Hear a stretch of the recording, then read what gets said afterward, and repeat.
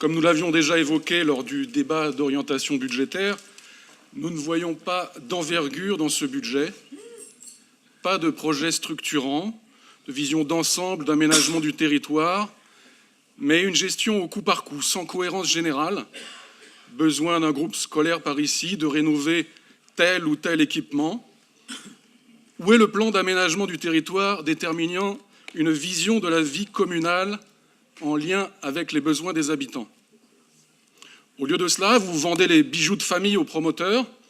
Le projet Capelloï, situé sur le terrain de la salle Jean Villard, détruit notre patrimoine en abîmant le pont d'Argenteuil, en bétonnant à outrance sur 40 mètres de hauteur, en supprimant nos arbres centenaires.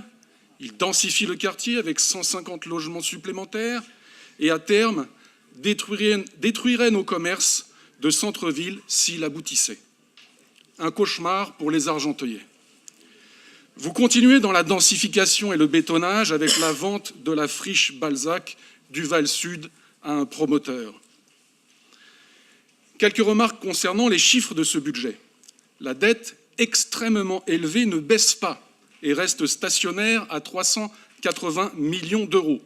Je rappelle que l'encours de la dette par rapport à la population est 3 fois supérieur à la moyenne nationale à Argenteuil. La capacité de désendettement se détériore de plus de 50%, passant de 11,1 années à 17 années. Nous verrons lorsqu'il y aura une réintégration budgétaire quel sera le nombre d'années.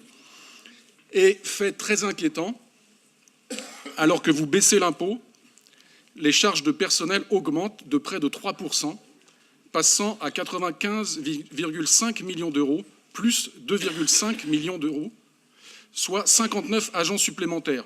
Alors si on retire les agents de la propreté, on arrive à plus 1,7 million d'euros et plus 40 agents. La création du groupe scolaire du Val-Notre-Dame impactant très peu la charge salariale du fait d'une ouverture sans doute partielle en septembre. De même pour l'ouverture du bassin de la piscine. Les charges de gestion augmentent de 5%, soit 1,8 million d'euros. Par exemple, les dépenses d'alimentation font un bond de près de 40%, plus 100 000 euros, un bond de 52% pour des honoraires, plus 187 000 euros, un bond de 35% des dépenses en catalogue, imprimés et publications, soit plus 140 000 euros. Ne sommes-nous pas aujourd'hui en présence de ce que nous dénoncions hier, à savoir des dépenses préélectorales ?